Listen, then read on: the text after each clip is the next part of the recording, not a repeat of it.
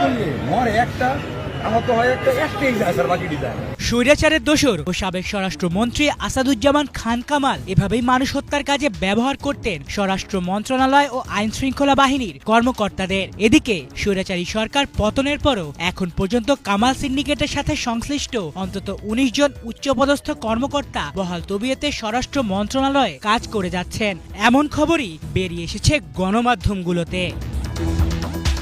৫ আগস্টের পর দেশের বিভিন্ন স্থানে আওয়ামী দোসরদের উস্কানিতে যেসব বিশৃঙ্খলা সৃষ্টির চেষ্টা চলছে, সেগুলোতে কামাল সিন্ডিকেটের এই কর্মকর্তারা প্রত্যক্ষ বা পরোক্ষভাবে জড়িত বলেও অভিযোগ উঠেছে। গণমাধ্যমগুলো বলছে, এই সিন্ডিকেটের অন্যতম হোতা স্বরাষ্ট্র মন্ত্রণালয়ের জননিরাপত্তা বিভাগের যুগ্ম সচিব ধনঞ্জয় কুমার দাস। তার কারণে আওয়ামী রাজনীতির সাথে যুক্ত নয় এমন কেউই স্বরাষ্ট্র মন্ত্রণালয়ে প্রবেশ করতে পারত না। এই কামাল ধনঞ্জয় সিন্ডিকেটের আশীর্বাদেই স্বরাষ্ট্র মন্ত্রণালয়ে পদায়ন হয় ওই ১৯ কর্মকর্তার।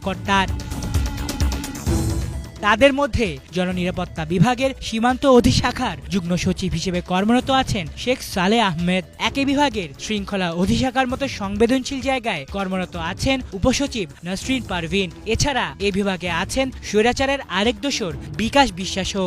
জননিরাপত্তা বিভাগের শৃঙ্খলা ২ শাখায় কর্মরত আছেন আমিনুল ইসলাম। অন্যদিকে অগ্নি শাখার যুগ্ম সচিব শেখ ফরিদ আহমেদ স্বরাষ্ট্র মন্ত্রণালয়ে কর্মরত আছেন ৬ বছর ধরে। এছাড়া বাকি সদস্যদের মধ্যে আছেন যুগ্ম সচিব শরীফা আহমেদ, যুগ্ম সচিব ডক্টর ফারুক আহমেদ, উন্নয়ন শাখার অতিরিক্ত সচিব ফয়সাল আহমেদ, যুগ্ম সচিব তৌফিক ইলাহির মতো লোকজন। শুধু প্রশাসনিক সিন্ডিকেটই নয়, স্বৈরাচারের দোসর এই কামাল ও তার পরিবারের বিরুদ্ধে শত শত কোটি টাকার অবৈধ সম্পদ অর্জনের প্রমাণও পেয়েছে দুর্নীতি দমন কমিশন দুদক।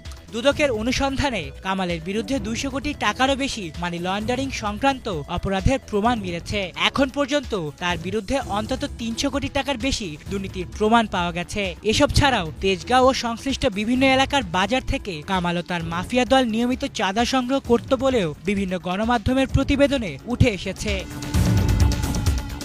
অনেক প্রতিবেদনে বলা হয়েছে, পুলিশ বিভাগ, মাদকদ্রব্য নিয়ন্ত্রণ অধিদপ্তর ও ফায়ার সার্ভিসে নিয়োগ বাণিজ্যের সাথেও তার সংশ্লিষ্টতার অভিযোগ রয়েছে।